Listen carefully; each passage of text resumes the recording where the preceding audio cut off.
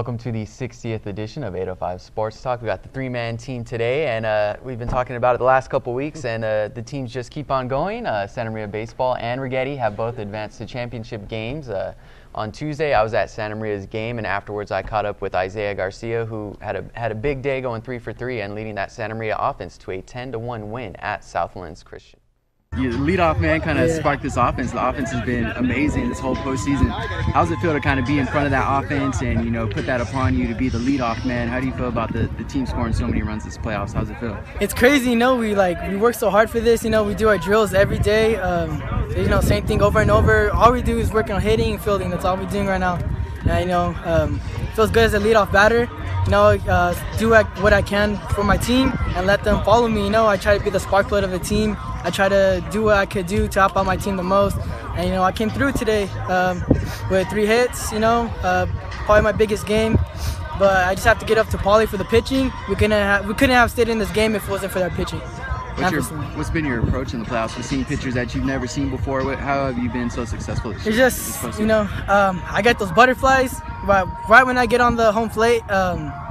Just everything goes away. Just have to face whoever I have to face.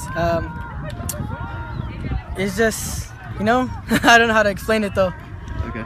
What do you think the next couple of days are going to be like, you know, getting ready for a championship game? What's your focus going to be like? How do you think it's going to be? Focus. We're going to be focused. Championship game coming up. Maybe Friday, we don't know. But all we do is just practice hard and keep doing what we're doing. And just keep doing our role, keep playing how we're playing every game, be loud in the dugout, and just keep hitting the ball.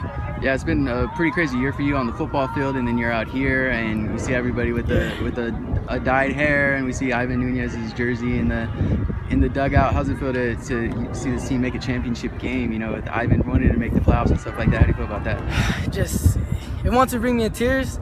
You know, that was he wanted this the most. He wanted to make it this far. This was his dream, and we're just keep going on with it. And we just have one more game for him, and he's gonna be there with us no matter what. And we're gonna do what we can do, and you know, he's gonna be there no matter what. He's gonna be there with our hearts no matter what, and we're just ready for this.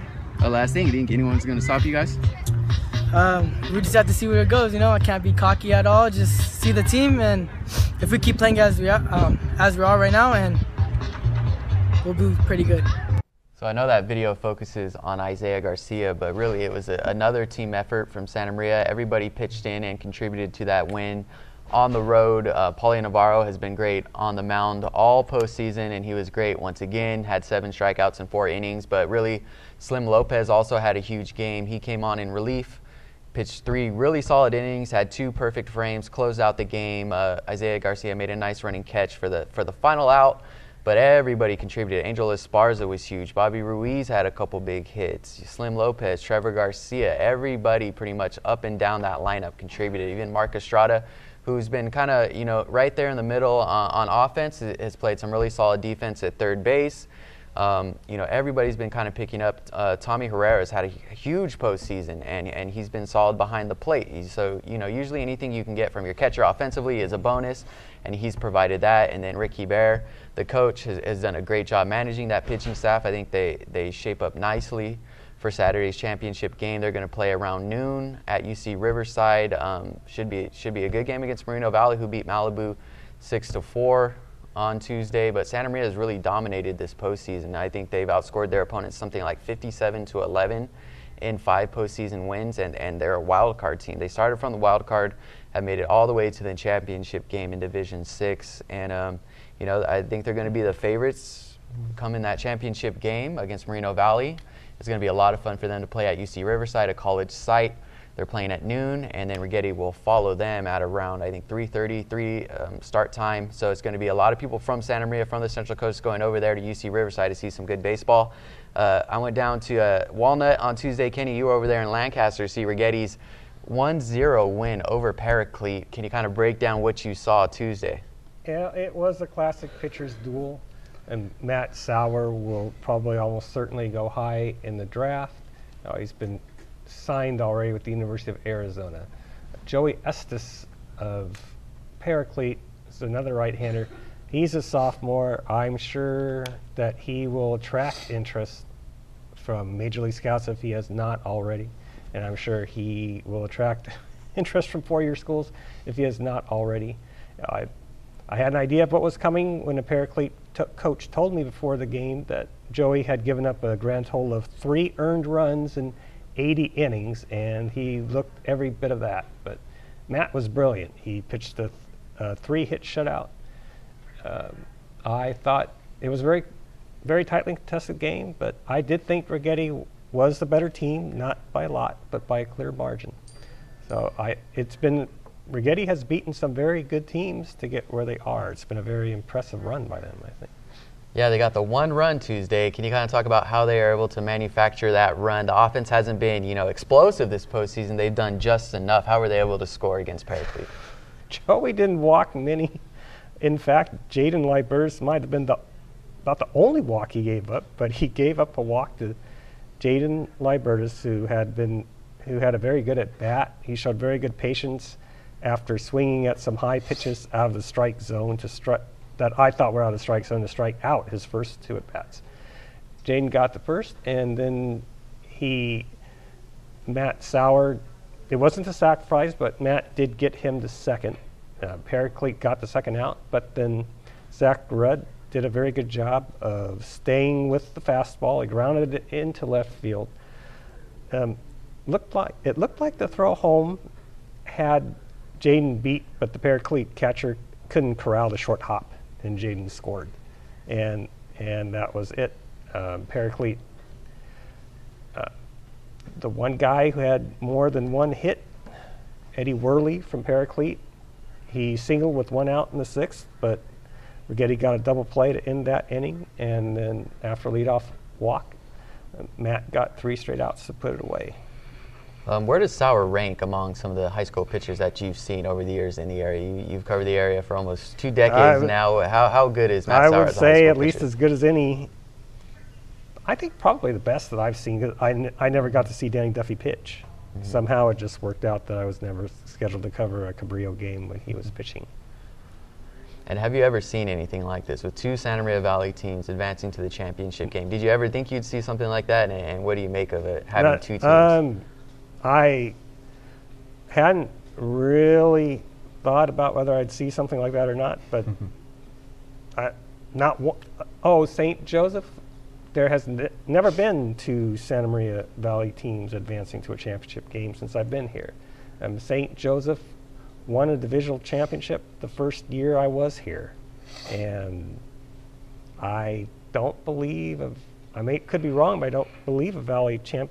Well, the Santa Ynez won, but definitely I don't believe there have been 2 teams in the finals. In our coverage area, we've had some teams advance and win, obviously, but the Santa Maria Valley is a whole different story, and I think it was 2002 that St. Joseph did win a divisional championship. So, we got a chance on Saturday with 2 Santa Maria Valley teams, in the mix, and I think they both have some good chances to win. I think Santa Maria might be the favorite. Righetti, we're going to see, what their kind of approach is. How do you think the Warriors stack up? What do you think their chances are for, they probably won't have Sauer like they did on Tuesday with 7 innings. Do you think they can contend with the Walnut team? What do you expect out of them for Saturday? I think they can certainly contend.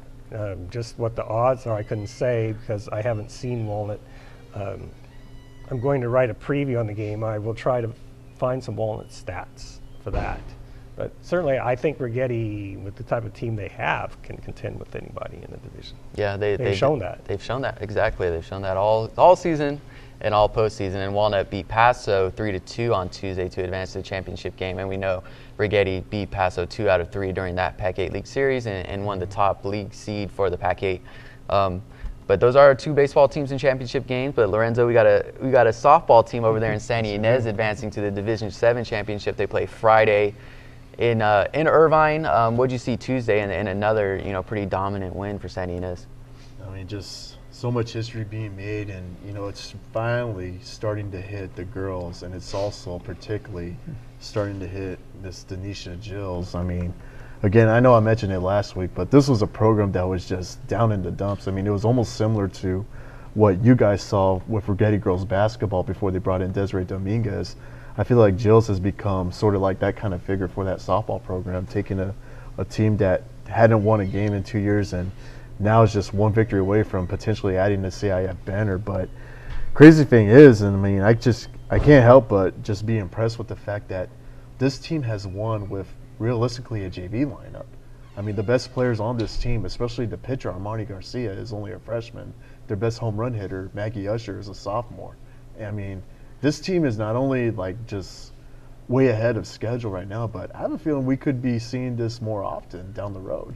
Yeah, we talk about Santa Maria's dominance on the baseball side of things, but I think Santa Ynez, the softball team, has taken that to another level. Do you think there's any team that in this division that can compete with them? Do you think they'll have a close game in that championship game? How do you think it stacks up for them? I think, Friday? Honestly, when I look at Village Christian and the tradition they've had on the diamond, both in baseball and softball, I mean, it's almost like one of those like movie script kind of things where, you know, you have a Cinderella team, but they're going against sort of like a renowned powerhouse in that area, in that Southern California region. And in fact, it was 2003, I believe it was, when Village Christian last won a softball CIF title. So, I mean, you have a team that's been there before versus a team that hasn't been there at all. But, you know, I mean, it's probably one of those scenarios that Denisha Gills, or Gills, I should say, and the Pirate players, they've been wanting to have. I mean, knowing that that final hurdle is a renowned team in the softball landscape.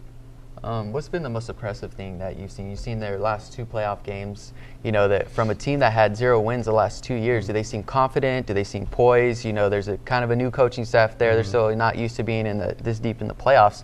Have they shown some experience, you know, just being able to stay consistent? What's been the most impressive thing? I would definitely say their composure and their poise, but I think the biggest thing that I've noticed more and more, especially in the last 2 times that I've seen this team play, is that they get off to an early, fast start, and I think that's going to be the biggest key going against Village Christian. Now, I don't know a whole lot about what the roster setup is for Village Christian, but, I mean, I wouldn't doubt that heading into the bottom of the first, defensively, they're going to have to find a way to slow down Santa Ynez's bats, because one thing I've learned is that when Santa Ynez gets going at the plate, I mean, they can put the game away right away, especially, like, when you have Maggie Usher out on the plate. I mean, there's a reason why the PA announcer calls her Usher the Crusher, because I mean, she's their home run threat.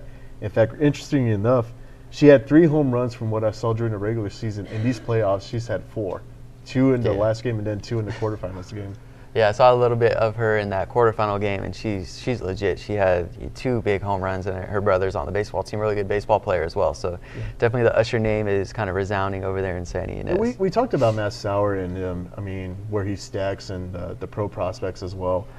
I think down the road, Usher and Armani Garcia had the potential to lure in a lot of college coaches to Santa Ynez and inquire more about maybe potentially extending the scholarship. It might even come early as well, because these 2 have been the main catalysts. And another thing to keep in mind is that Santa Ynez has won with just 1 senior, Anastasia Garcia, who was last seen at Cabrillo, and she's going to continue her softball career at Santa Barbara City. Okay, so obviously a big weekend with Santa Ynez playing Friday, and then 2 baseball championship games on Saturday, and then of course we also have the Rodeo Saturday night. But we also have the FCA All Star Game Saturday night as well, which is going to be in town in Santa Maria at Santa Maria High School. So be sure to check out, you know, that game. Go watch some good seniors play football. It'll probably be the last time they play football. It's a good opportunity for these guys to, you know, get one more chance to lace them up in front of a huge crowd and just have fun in an All-Star game. Kenny, starting with you, how do you feel about the All-Star game? Is it something fun for the kids to have? You know, it seems like a lot of the kids enjoy it. A lot of the top talent comes out for these games. We saw CJ Cole and Fenton Will, who will be playing at Cal Poly over the next couple of years. You know, they're coming out for this. How do you feel about the FCA All-Star game? I was going to say it may be the last football game for most, but definitely not for CJ and Fenton. Not for Mike McCoy either, who will be playing at the Santa Ynez quarterback, who will be playing at Santa Barbara City College. I think the guys do get up for it. It is their last chance. How well the teams come together has, I think, varied during the years. Some years they just seem to mesh better than others. When I went out there on Saturday, the camaraderie seemed pretty good. The FCA officials, they do go all out for these guys. There are a lot of activities and so forth. So it's they get kind of the royal treatment as the game approaches. Definitely. What's your feeling on on the All-Star games. You know, it's good for the kids. You know, maybe they can get some last little recruiting spotlight. Who knows what will happen? How do you feel about these All-Star games? Well, in regards to the recruiting spotlight, I mean, I would imagine Chris Dutra and his staff will be at this game. Maybe even try to convince those kids who maybe kind of on the mend of wondering whether or not they want to play football next year. Maybe Dutra can make a sales pitch after the game. But one of the interesting things is that I had this conversation with Dan Ellington at the Santa Maria playoff game that I got a chance to cover, and he told me that the guys on his team, they get one last shot at redemption to finally end their football career with a victory, with a potential victory in their home field. So I wouldn't doubt those Santa Maria players are going to be like the most energized out of anybody on that field because of the fact that they're playing in their home stadium, they're playing in front of their family one more time. Yeah, it should be an interesting day for Santa Maria High people. They might want to go see the Saints baseball play and then come all the way home and see the All-Star game at Santa Maria High School. I don't know. It's going to be a busy Saturday for, you know, sports fans in the area, and especially for us covering all that stuff. So it's going to be a lot of fun. I think, Kenny, you're going to the rodeo Saturday night. Should be a lot of fun. Elliot Stern is being honored there Saturday night. He's our sports editor. He's been covering the rodeo for, you know, over a decade. They love him over there, and he brings a lot of good coverage. So be sure to check out all our rodeo coverage throughout the week. We'll even have a special edition of 805 Sports Talk for you guys on Friday night, so be sure to check that out. And once again, thank you guys for tuning in to 805 Sports Talk.